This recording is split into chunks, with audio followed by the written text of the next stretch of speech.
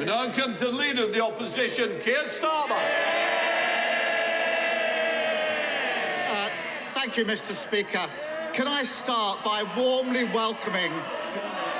Can I start... Listen to the Prime Minister. Can I just say, I expect people to listen to the Prime Minister. I certainly don't want the Leader of the Opposition shouted down. You might not like the day, but this is the day that we've got. Yes, sir. Mr. Speaker, I'm not bothered. I assumed it was directed over here. Can I start by warmly welcoming the honourable member for Bury South to his new place in the House and to the Parliamentary Labour Party. Mr. Speaker, like so many people up and down the country, he has concluded that the Prime Minister and the Conservative Party have shown themselves incapable of offering the leadership and government this country deserves, whereas the Labour Party stands ready to provide an alternative government that the country can be proud of.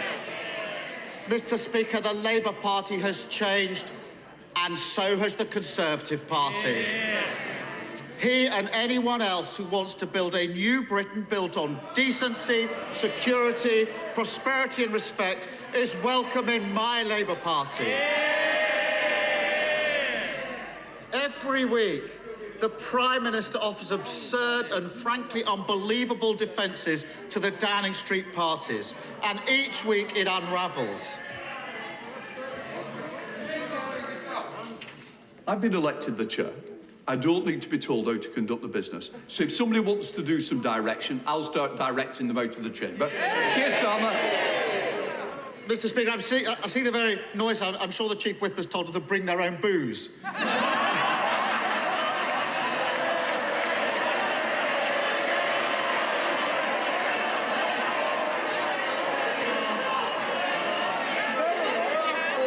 Order.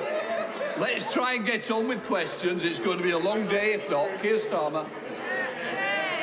Mr. Speaker, first he said there were no parties. Then the video landed, blowing that defence out the water. Next he said he was sickened and furious when he found out about the parties, until it turned out that he himself was at the Downing Street garden party. Then last week he said he didn't realise he was at a party, and surprise, surprise, no one believed him. So this week, he's got a new defence. Nobody warned me that it was against the rules. That's it. Nobody told him. Since the Prime Minister wrote the rules, why on earth does he think that his new defence is going to work for him?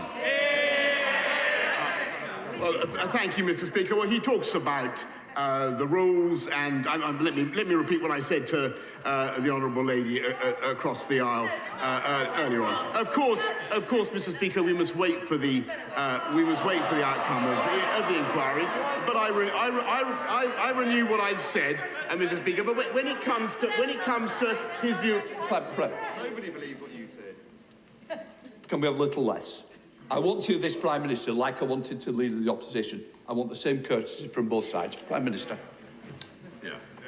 Well, Mr. Speaker, if we'd listened to the right honourable gentleman about COVID restrictions, which is the substance of his question, then, Mr. Speaker, we would have been in lockdown after July. If this is the truth, if we listened to the Labour front bench in the run-up to Christmas and New Year, Mr. Speaker, we would have stayed in restrictions with huge damage to the economy.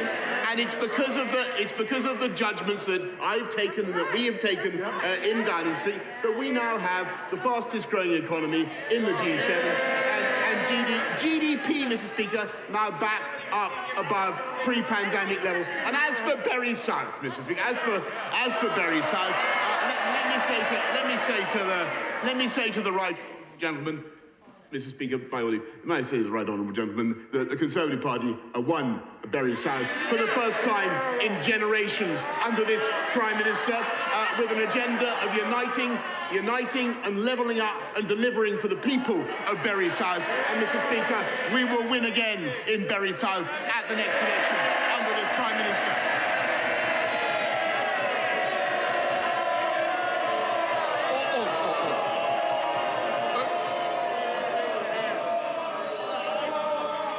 Look, it's important I hear. I want to hear both sides, and I don't want this continuous chant. Because if we do, there'll be less people on these benches, and the same on the other side. I expect both sides to be heard with courtesy. Keir Starmer. Bury South is now a Labour seat, Prime Minister. Sorry. Order. Did somebody want me to apologise? No, somebody shouted apologise. I hope it wasn't aimed at me. No. And so we'll also have less from that corner, Keir Starmer. Thank you, Mr. Speaker. Not only did he write the rules, but some of his staff say they did warn him about attending the party on the 20th of May 2020. Now, I've heard the Prime Minister's very carefully crafted response to that accusation. It almost sounds like a lawyer wrote it. So I'll be equally careful with my question. When did the Prime Minister first become aware that any of his staff had concerns about the 20th of May party? Mr. Speaker, I'm grateful to Right Honourable Gentleman for repeating the question that he's already asked. We have answered, Mr. Speaker, that it is for the inquiry to come forward with an explanation of what happened, and I'm afraid he simply must wait. But he asked about my staff, Mr. Speaker. He asked about my staff and what my staff are doing and what they have told me. And I can tell him, Mr. Speaker, that they have taken decisions throughout this pandemic that he has opposed to open up in July, Mr. Speaker, as I've said, to mount the fastest vaccine rollout in Europe, and Mr. Speaker, to double the speed of the booster rollout, with the result that we have the most open economy in Europe, Mr. Speaker, and we have more people in employment and more employees on the payroll now than there were before the pandemic began. That is what my staff have been working on in Downing Street, Mr. Speaker, and I'm proud of them. Keir Starmer. So, Mr. Speaker, apparently Sue Gray is going to tell the Prime Minister when he first became aware that his staff had concerns about the May 20th. The Prime Minister's account gets more extraordinary with each version of his defence. If the Prime Minister's new defence were true, it requires him to suggest that his staff are not being truthful when they say they warned him about the party. It requires the Prime Minister to expect us to believe that whilst every other person who was invited on the 20th of May to the party was told it was a social occasion, he alone was told it was a work meeting. It also requires the Prime Minister to ask us to accept that as he waded through the empty bottles and platters of sandwiches, he didn't realise it was a party. Does the Prime Minister realise how ridiculous that sounds? Mr. Speaker, I've said what I've said about the events in Number 10. He will have to wait for the report. And Mr. Speaker, I think you know he asks for further clarification. I think there are lots of people who are interested. I say this entirely in passing, Mr. Speaker. Lots of people are interested in the exact legal justification from the learned leader of the opposition for the picture of him drinking a pint of beer or a bottle of beer. Mr. Speaker, I merely, perhaps he could tell the House about that in a minute, Mr. Speaker. But what I can tell the House is that throughout the pandemic, people across government have been working flat out to protect the British public with huge quantities of PPE, so we can now make 80% in this country, with the biggest and most generous furlough scheme virtually anywhere in the world, and the fastest. And by the way, Mr. Speaker, if we listened to them, we would have stayed in the European Medicines Agency, and we would never have been able to deliver the vaccine rollout at the speed that we did. Keir Starmer. Mr. Speaker, if the Prime Minister thinks the only accusation he faces that he once had a beer with a takeaway, then Operation Save Big Dog is in deeper trouble than I thought.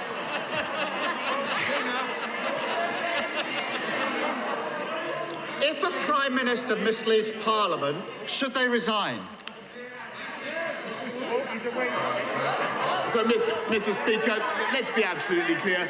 The right honourable gentleman is continuing to ask a series of questions which he knows will be fully addressed by the inquiry. He is wasting this House's time. He's wasting the people's time, Mr. Speaker. He continues to be completely irrelevant, Mr. Speaker, because we have an inquiry. We have an inquiry, Mr. Speaker, and I'm not going to anticipate that inquiry any further. What I can tell him is that it is because of the judgments that were taken in Downing Street and because of the willingness of the British people to put trust, by the way, Mr. Speaker, in those judgments, to come forward in huge numbers to get vaccinated, which people did, and I thank them for it from the bottom of my heart. People did that because they listened to our messages, Mr. Speaker, and it's as a result of that that we now have the fastest growing economy in the G7 and youth unemployment, which he ought to care about, youth unemployment at a record low, Mr. Speaker. Keir Starmer. Well, I know it's not going well, Prime Minister, but look on the bright side. At least the staff at number 10 know how to pack a suitcase. Mr. Speaker, last year, Her Majesty the Queen sat alone when she marked the passing of the man she'd been married to for 73 years. She followed the rules of the country that she leads. On the eve of that funeral, a suitcase was filled with booze and wheeled into Downing Street. A DJ played and staff parted late into the night. The Prime Minister has been forced to hand an apology to Her Majesty the Queen. Isn't he ashamed that he didn't hand in his resignation at the same time? Mr. Speaker, I understand why the right honourable gentleman continues to politicise issues. Sorry, Prime Minister. We normally would not, and quite rightly, mention the royal family. We don't get into discussions on the royal family. Well, in that case, Mr. Speaker, I must ask the right honourable gentleman to withdraw it. I've dealt with it, Keir Starmer. Keir Starmer, are you going to... When withdraw it. Order. Prime Minister, we don't want to go through that again. I'll make the decisions. The answer is that the next question I'm going back to Keir Starmer to ask his final question. Keir Starmer. Thank you, Mr. Speaker. Whilst the Prime Minister wastes energy defending the indefensible, people's energy bills are rocketing. Labour has a plan to deal with it. Axe VAT for everyone, provide extra support for the hardest hit, and pay for it with a one-off tax on oil and gas companies. A serious plan for a serious problem.